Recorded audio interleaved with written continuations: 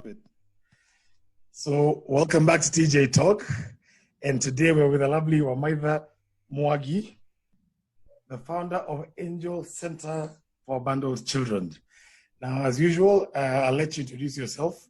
I was told that's a way of me ducking, saying, I don't know, guys, but I'll let you introduce yourself on this one. Okay, it's fine.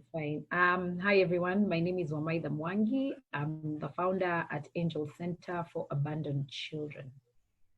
And how are you doing tonight?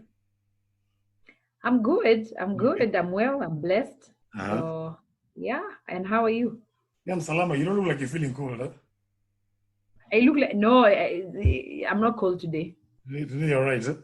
Today was warm. Today was actually a warm day. Oh, yeah, it was. I went for a meeting and I wanted to even remove my shoes and socks and just put my feet out there. I told you, you should have done it. You only live once. Do what makes you happy, man. Do what makes you happy. Excellent. So, Yeah. Wamaitha, how is the center going? The center is well. The children are well. Uh-huh. I currently house 52 of them. Oh, My wow. oldest is 10 years old. Mhm. I've had him since he was 6 months old. And my youngest is 2 months old. Wow. Baby Job. He's a tiny little boy. But he's doing well. He was premature, but he's, yeah. So the kids are good. They're good. But 2 months is just the other day. I got him when he was a day old. I Wow. usually get them when they are, the youngest I've had was 6 hours old. Oh, Lord. Okay. Yeah. Let's take a step back. We'll come back to the 6 hours old and 2 months old baby. So, who is Wamaitha Mwangi? Let's start there first. Wamaitha Mwangi is a child of God. I'll start there. Uh-huh. I am a mother of one, a 5-year-old beautiful girl. And I am the third in my family. I've got 2 older sisters and a younger brother, not so young. But yes, I am, for those who know me, I'm talkative, I'm funny. I believe I am funny.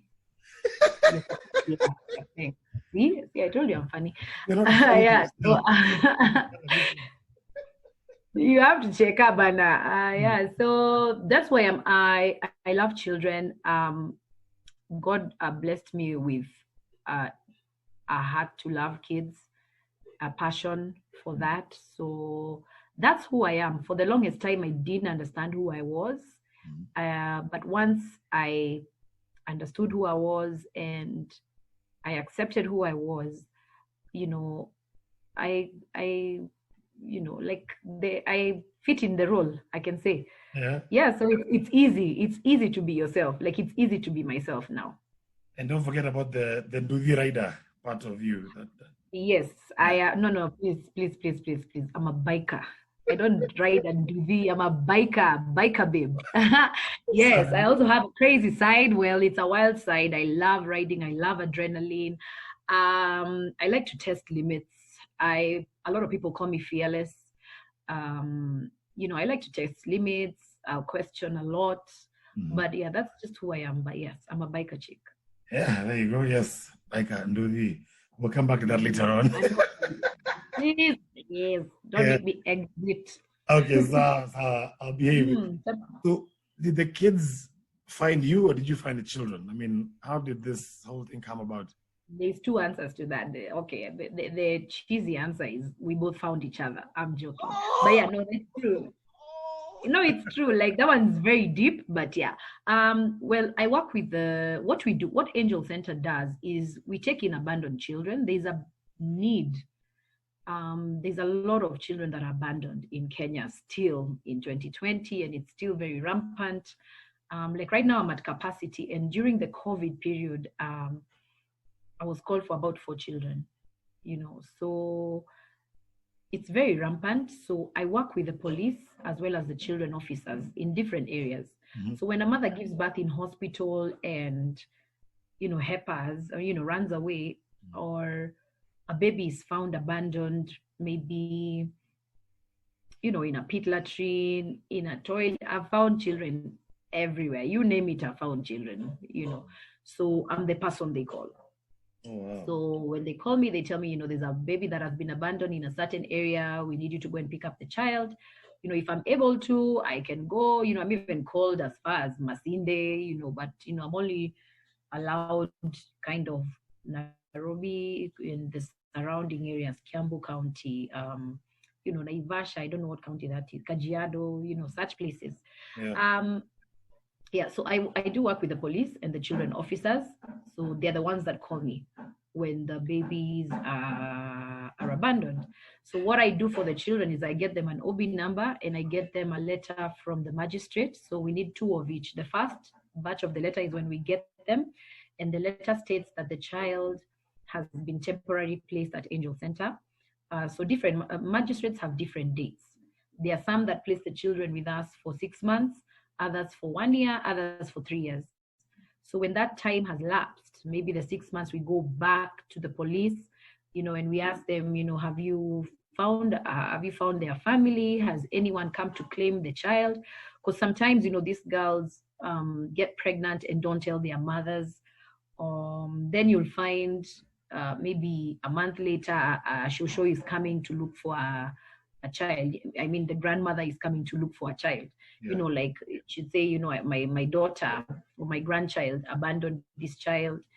Sometimes even aunties come. So yeah. So we go back to the police, and if the child has not been claimed, we now go back to the magistrate, who now places the child under our custody for life. Oh. So once they place the child under our custody for life is when now we hand their files to the adoption agency. We try to get children into homes through adoption as much as we can. So far, we have placed 35 into homes through adoption. Yeah, no, we thank God. Adoption in Kenya, when I started in 2010, it was still like a taboo. Like guys didn't, and especially men. They were not of the idea. Yeah. Especially men. Especially men, you'll find women like, oh my God, can we adopt the child? And the man is like, nope. So I can say 10 years later, we turned 10 last week, by the way. I should have had a candle and sung happy birthday. Okay, so in so when we turn 10, like now, I can say that men are more open. It's not like the Kagap has gone from this to this, but we'll take that because that has increased adoption, local adoption. A lot of people used to call me and complain. When we go somewhere, they're complaining. They're like, why are you giving our children to, Wazungus? And I'm like, because they're the only ones who are adopting. These children need families. What have you done? Have you tried to adopt a child? So, but guys, would sit and complain about we are giving our children away to white people. But those are the only guys who were helping at the time. Although it was banned, there's still an argument if it was beneficial or not. For me, I'd say it was 50-50 because the Jungus adopted older children. Locals do not want to adopt older children. The Wazungus adopted children with disabilities. Kenyans don't want to adopt children with disabilities. So you see, it was 50-50 because I felt like, okay, although, the guys would argue about culture and everything, which I understand, but then that means there are some children who won't get homes because they are disabled or, they have special needs or they have HIV. The Wazungus don't care. Like, and I've worked with a lot of families. They actually love these children. They sacrifice their time. They moved to Kenya for 1-2 years, and there's a family, actually 3 families, 2 from Germany and 1 from Canada. No, the Canada one doesn't come. But the ones from Germany bring the children home every year. And they take the boy to Masai Mara, to Mombasa, so that he can know where he's from. They brought him back to Angel Center. Like, he knows me. If you go to our Angel Center page, last Christmas, I posted a video of some children singing Merry Christmas to Wamaitha or to Angel Center. Yeah. And that was him and his class. They raise funds, so it's amazing. So it's not always a sad story as a lot of people have placed it. They are the sad stories, and that is the reason why international adoption was banned, because there was a case in Ethiopia, and they let the child freeze to death. I don't know the exact details. Yeah, I don't know the details. I'm not going to get into them, but it affected, because there are some of them. I'm not saying all of them were good. There are some, and it's the same as Kenyan people, as Kenyan parents. Kenyan adoptive parents. Not all of them are good. We have to take out children from some homes because, at first I think the novelty runs out. So they end up now treating, and then they end up treating the child. I don't know. So yeah, local adoption has really increased, and is going in a good direction, I can say. Okay, so if we can go back to your first adoption, or your first care, your first child that you actually took in and said, "This is what I'm going to start doing," or what was that like? How many years ago was that? How old was that baby? The first child, it was 10 years ago, July 15th, 2010.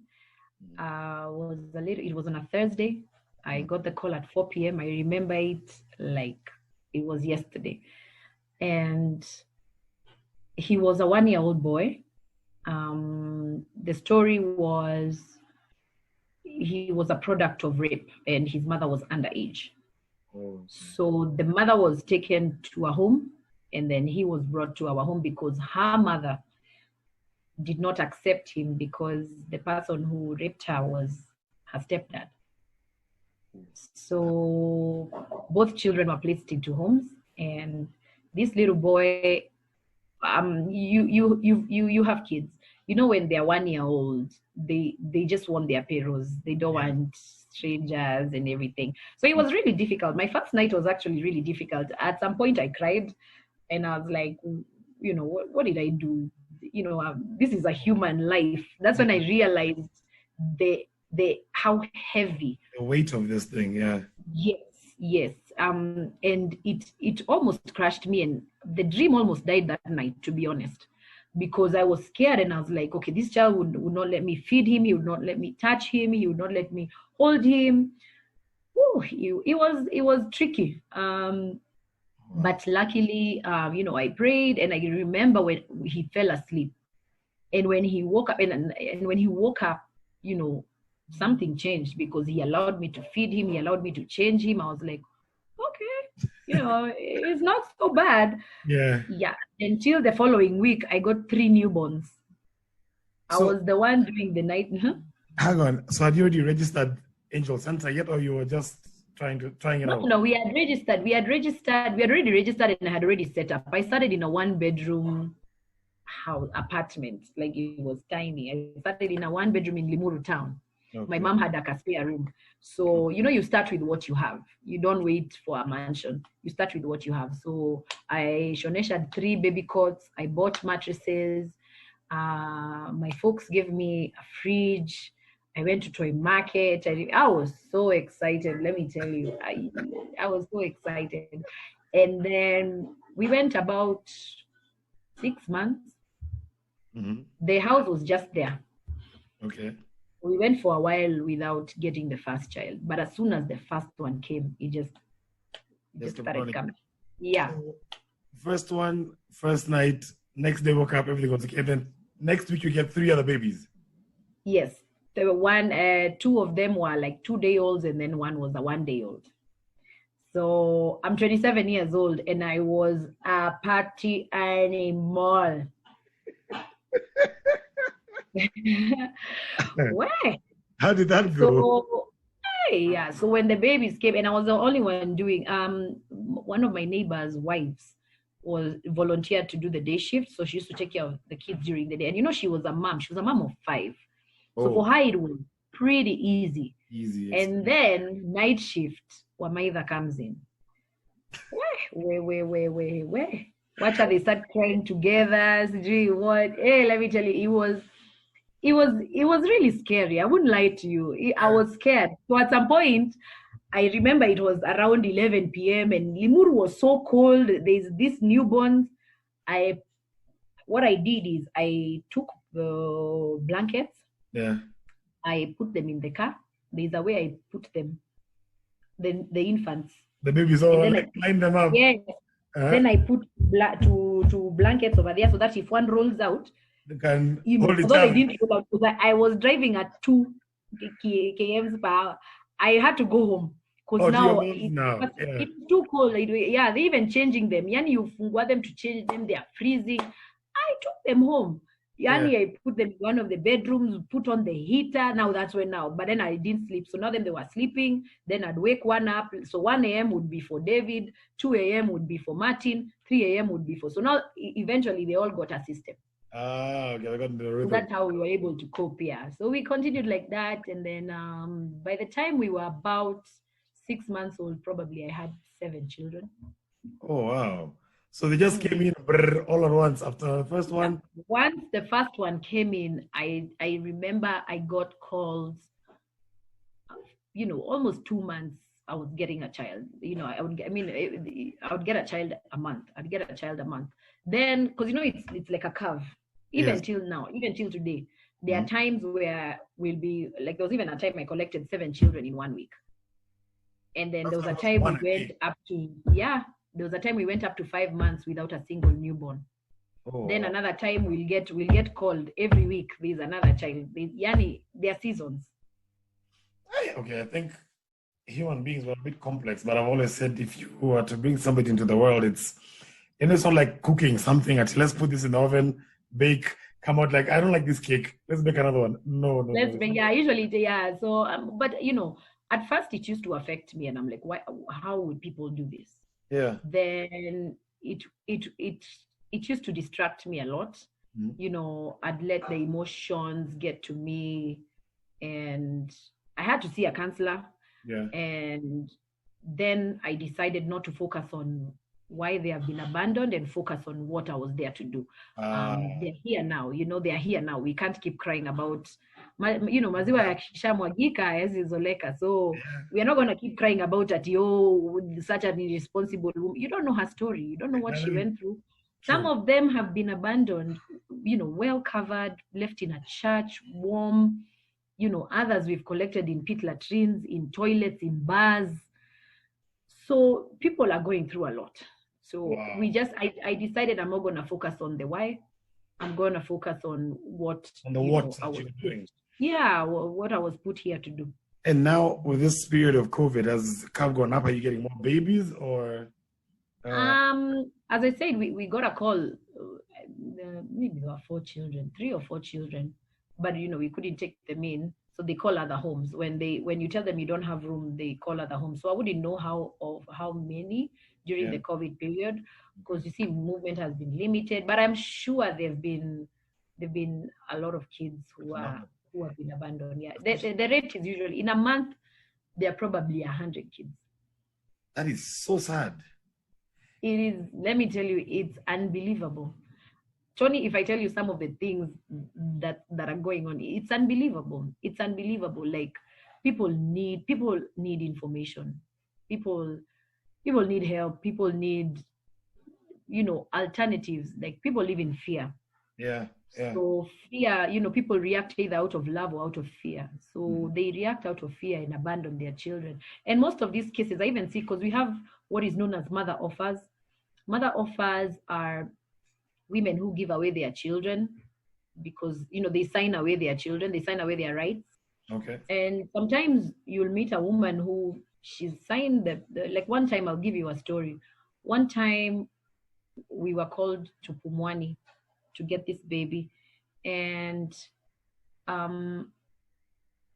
she was a mother of 8. This baby was her 8th baby. 8. From her husband. Wow. Her husband told her, now listen, I don't want this joy. So you decide what you want to do. If you want to keep the child, you and the child can go. Otherwise, I don't want to see this child. I know. So she's telling me, Yani, she gave away, I'll never forget that woman. She gave away that child in tears. Because now if she stayed with him, if she chose to save his life, there are 7 others. And her oldest, I think, was 15 in school. He's the one who was the sole provider.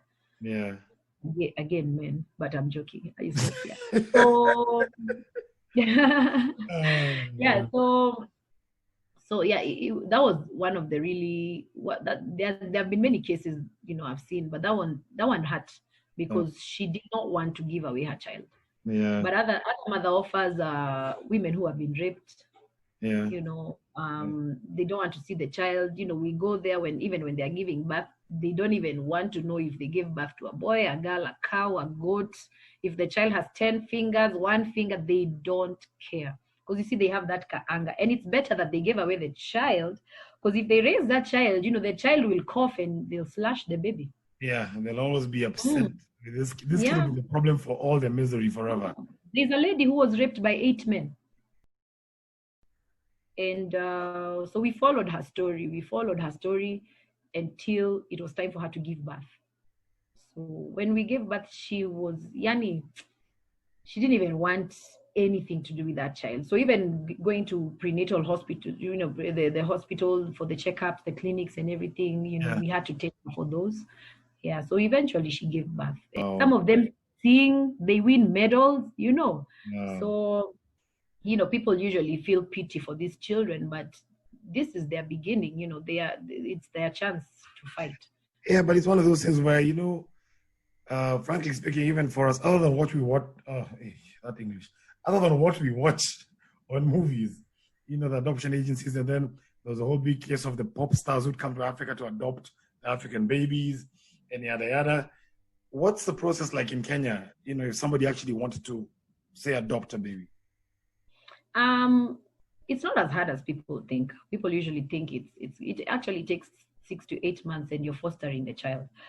The process is, first you go to an adoption agency. There are a few adoption agencies. There are, I think, 5 private ones, and then there's of course the government one. I'd advise you guys to go to the private ones. So you start there, they give you forms. There's a list of things that you need to do. Yeah. There's a medical, financial checkup. If you have older children, they have to interview the older children. They interview your family, not just to check if you're rich, or they just check if if placing the child there will be good for the child. Yeah. Some people may have the urge, but then they'll even interview your workmates if you have workmates, just to see how. Because some people do it as maybe they've reached a certain age and they want a child, and they're not really nurturing, So they check all of that, and then once they're approved, because remember I mentioned that we give the files to the adoption agency. Yes. So if a child is matched with a child at Angel Center, if a parent is matched with a child at Angel Center, they'll send me the file of the couple or the lady who's adopting. Okay. So then they are the ones who do the matching. Okay. So yeah, there's no pre-selection. Okay. So they do the matching and then they send me the file. I review the file. Then I invite the family over, and then they'll start the bonding process, which takes 5 days. Some people can do the 5 days back to back. Others, because of Jobo, they do two Saturday and Sunday. Then they do another Saturday and Sunday. Bonding is really at the center or at their house. At the center, you have to do the bonding at the center. Okay. Yeah. So, and usually by day 3, the child is so attached already, because there's this constant people giving them attention. So even by day 3, when you're leaving, the child is wailing, and we're like, because now what happens is you come at 8 a.m. You're the one who's gonna bath the child. You're the one who's gonna feed the child. You spend the whole day. So the whole day we leave you. You're the one so that you can bond properly with the child. Of course, we are hovering around, but yeah. So once the bonding process is over, you're allowed to take the child home and foster the child until adoption. Now, this is where people go wrong. Once they have the child at home, they become lazy. They don't continue with the process in court. And I tell people, just kakamua, it takes 6 to 8 months, maximum a year. And if you get a good lawyer. Yes. But people get lazy, and there are children who have been taken away from families, even after 8 years, after 12 years.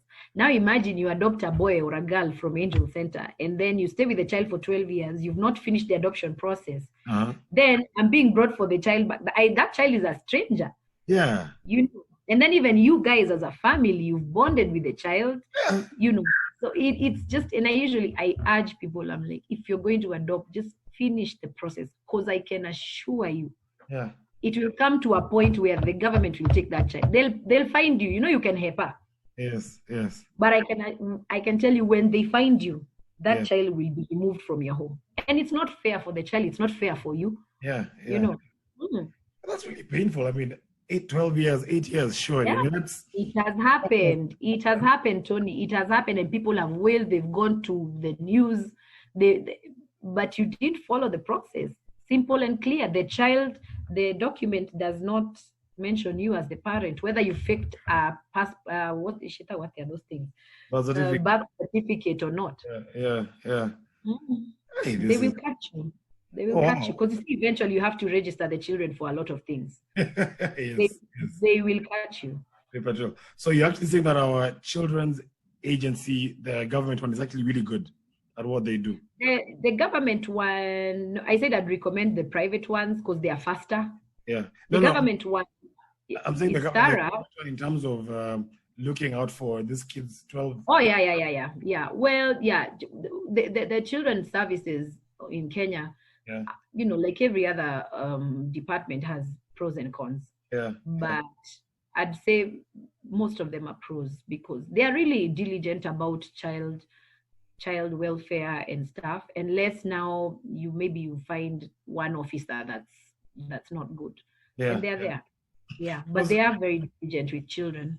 Yeah, because every competition used to have that little container for children's services. Children office, and it's still there. So even some people call me, they're like, "Oh, I was walking in Tao, I saw this woman with a newborn baby," and I'm like, "Yeah, first, we cannot separate a child from her mother.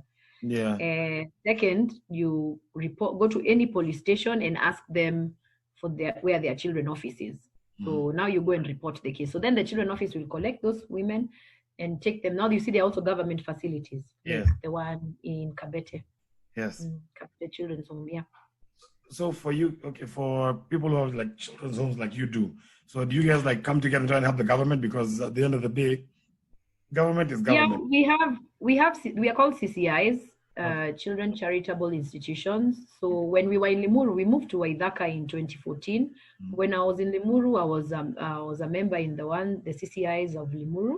Yeah. And you know, we still communicate with all of them, and we help each other. You know, if you have extra clothes, you take them. If you get extra donations, you know. And then we also work with the children office. So whenever we have meetings, we call the children officers. You know, to also get the government's input, so that it's not just private institutions. And we've had CCIs that kosana with the children office because they don't want to, you know, they have funding, so they don't want the government, they think the government will take it. It's tricky. Yeah, it's ugly. But overall, yeah, like even right now, the children officer we have in Dagorreti is called Elizabeth. She's an amazing woman. She cares about children. She cares about the CCIs. She'll give you personal calls. Wow. You know, asking you guys, are you sour? So it's actually, okay, that's because most Kenyans don't actually know. Are you drinking from your daughter's cup? It's all right. It's all right. It's okay. Listen, it was the one I was next to. She was drinking her water before she went to sleep. So then I listen, water is water. It's water, no, it's cool. No, I'm actually quite jazzed because I personally have never followed up the government way of, you know, adoption and whatnot. Yes, I know people do it. And most people, actually, to be honest with you, are like me, they're aloof. They know it's there, but most people, of course, don't really have faith in the government way of how it works. So there's always that thing of, well, you know, maybe I'll try and do it later, but yes. But coming back to your own story, so how has doing what you do affected you as a mom? I wouldn't say it affected me. It helped me. I've always been very maternal. Yeah, I've always been, and I got my daughter when Angel Center was 5. Yeah. So I had a lot of experience. But even before, when I was in Australia, a friend of mine had a child, and we were both in uni. So, you know, that was my first experience with a newborn. Okay. Although I used to take care of a disabled boy, but that was my first experience with a newborn one-on-one. So then, you know, Angel Center started. So it became easy. Okay. It became easier. Like newborns for me is like riding. Like it's so easy. It's so easy for me. Oh, wow. And the one you got after 1 hour, how was that? Because that's fresh out 6 the box. hours. I mean, 6 hours. Yeah, Yeah. like literally it's fresh. Like we were, me and another director, she's called Dorothy. We drove all the way to Nakuru, and was it Naivasha? In between, somewhere in between there, in a small car clinic. We were literally standing as she gave birth. And as soon as she gave birth, we were there with our formula, like so. Yeah. What? And we took off, yeah. Back One to driving, one holding the baby, back to Nairobi. Wow. No. I mean, Yeah. what you're doing is really amazing stuff. I mean, I've been there before when you had some of your open days and whatnot. And I still see a lot of my friends online when you're doing your open days and helping. So how can we, as fellow Kenyans and other people out here, how can we help Angel Center and other centers for abandoned children? Well, the first thing I'd say is support your children homes. Support your children home. Not all of them are stealing. The Kenyans are bruised. Yeah. Everyone feels, oh, we are not going to do, and then they'll see me at Mercury, oh, we are not going to support your children. Yeah, it has happened a few times, and people say, I've said things, it doesn't matter. But to answer your question, support your children homes. It's hard. We hardly get support from the government. Yeah. Not all of us have donors. Like Angel Center strictly runs on well-wishers. We post a list every month, for the things we need. Because I used to ask guys for chum, and guys are like, we're not going to give you money. So I figured, you know what, why don't I just ask for the things we need? This is honest. I tell guys, I need 20 blankets. My friend, 50 blankets would show up. Yeah. I need 50 mattresses. Like guys would even bring 100 and ask me, do you need more? I'm like, no, I just needed the 50. So that's how actually we run the home. People have been very supportive. Yeah. The first thing I'd say, if you want to help a children's home, go and volunteer. Those children are in an institution. They are lonely. Okay. And the staff, we are not enough to hug all. Children need hugs, kisses. They're just like your kids. Yeah. Funny thing, let me tell you a story. One time I took the children out to KFC, then I took them for swimming. And someone DM'd me and said that we are wasting funds. So I asked her, okay, so your child can go to KFC and can go for swimming, but since this child is in an institution, they don't deserve the things your children need. It's crazy, but we've had people, yeah. So anyway, volunteer, and especially men. Let me talk to the men. Yeah. Most of my children are boys. Most of the abandoned children in any children home, the highest number is boys. Okay. And girls get adopted faster. Yeah. The boys are struggling. The boys need mentors. I tried to start a daddy, I called it baby daddy program, just to be controversial and maybe it will get attention and people will come. Yeah. It did get attention, but only 2 men showed up. I thank God for them, but we needed more men. We needed about 30 men. Only 2 men showed up. And I was like, okay, I can't, like, for me, I felt the need that the boy child is in trouble when I'm teaching a boy how to pee standing. What do I know about peeing standing? Yeah. And I was even asking the other nannies, do they use tissue? Do we use tissue? What do we do? So I was giving them tissue. So I felt, I'm kind of out of my element. So yeah, we need, to the men, I appeal to you. Go to your, it's not, children homes are not a thing for women. These are human lives. They need men. And you can't only be a mentor to your son. You can be a mentor and come with your sons. Yeah. I usually tell guys, come and pick the boys. Take them for a rugby game. The same way you do your son. Take them to the garage. Yeah. Teach them how to be men. Throw stones, whatever you guys do. Throw stones. Yeah, take them to watch a Manu game. I have boys who love Manu, Chelsea, all this Ben 10. They are, how boys are. Boys, so, I know. I mean, I'm always being harassed on the PS. So, this, that, and the other. Yeah, that's an appeal to all the men. Just come and help. It's not only a chick thing to go to a children's home. Another thing of. Yeah, go on. Another thing. Sorry, go on. No, it's all right. So, finances. We as I said, we run through well-wishers. Well-wishers, yes. Sometimes we've even gone. The longest I've gone without paying my staff is 5 months. Because there are no funds, and guys don't want. So I'm, go to your local. I'm not even saying just support Angel Center. Support your local children's home. It's a struggle, and not all of them are stealing. You can tell a children home that the owner is stealing. Yeah. Because those children are unhealthy. They are not. Nothing gets to the children.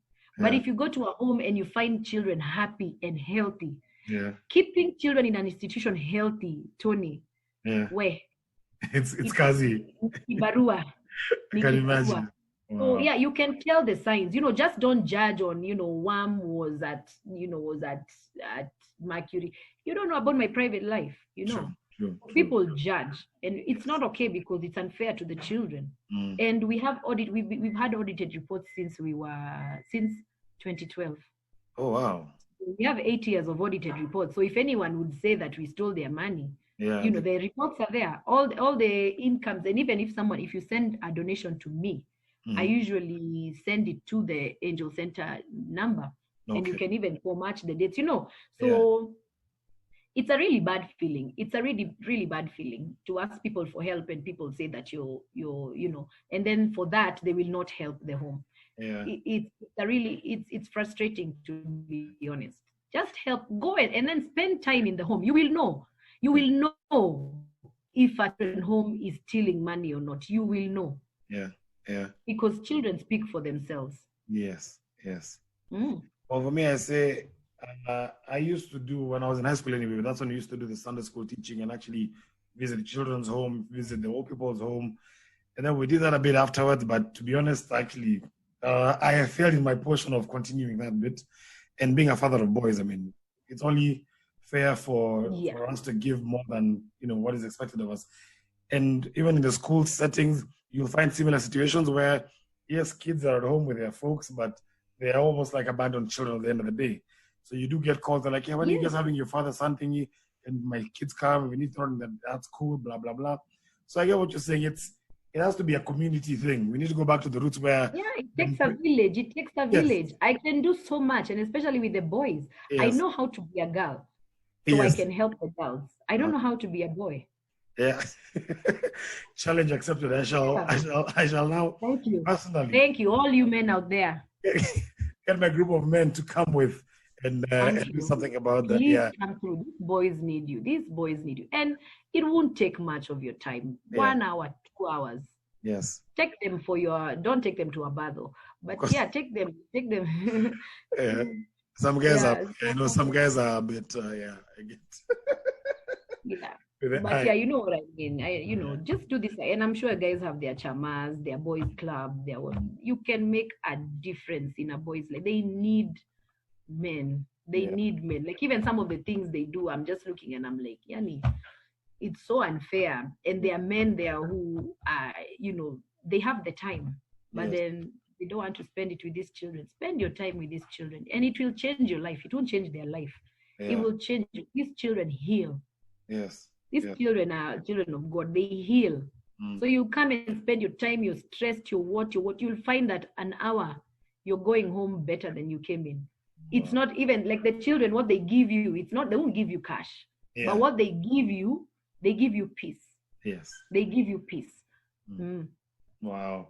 But I'd urge guys, go to your local, come to Angel Center, yes. Yes. But, also support your local homes. A lot of people, their moms run homes. Yeah. Go support, go help your mom. Your mom doesn't sleep at night because of stress. Huh? Yeah. It's stressful. Go help. No, challenge accepted. We shall definitely pick that up. And we will definitely be coming to Angel Center sooner than later, actually. The month is over. This new month. Yeah, personally, I will come and start doing my little bit there. But thank you so much for your time. I know. Welcome. Oh yeah. Well, sorry. We have a book on sale. Yes, book. Yes. It's just a storybook. It's an adult storybook about a child who gets adopted. A child. It starts, him hoping to get a home. Yeah. And then he gets a home. Let me show you. There's a picture where he gets a home. Sorry. Yeah, so he gets a home, Yeah. and then the end, there's showing the nannies. It tells about the nannies, how they take the children to hospital in their back. So we were trying to raise money for a van and stuff. So yeah, this book is you can find it at the center or at Riverdale Hospital in Lavington, next to Lavington Cove. Okay. The book is 1,500. It's a way of fundraising. Yeah. Okay. So yeah, guys can get it. You can call me. Those guys who know me, you can call me. I'll get a copy to you. Oh, no. Or Tony. I'll give Tony some copies. Cool. Then you can get them from Tony. Tony is me, by the way. Tony is me. Yeah. But this has been great. No, we'll definitely do follow-ups, and I'd really like to come and probably even do one at the home and see how that goes through. Pick up the challenge, get a bunch of guys to actually come and mentor the kids there, and start that actually can transcend, the kids and actually the generations through and through, because we're here for them pretty much. Exactly. Let me tell you, yeah. And you don't even have to give cash. Just give your time. Give your time, and it won't hurt. It doesn't hurt. Yeah, it doesn't hurt at all. I agree with you 100%. No, definitely. That one we shall do. So I will share Wam's details on the link for the children's home, how you can support. If she has a list, I'll also post that list for you guys to actually put stuff out there. And also take time, support, go and see the kids, like I will be doing. Yeah. So thank you very much, Wam.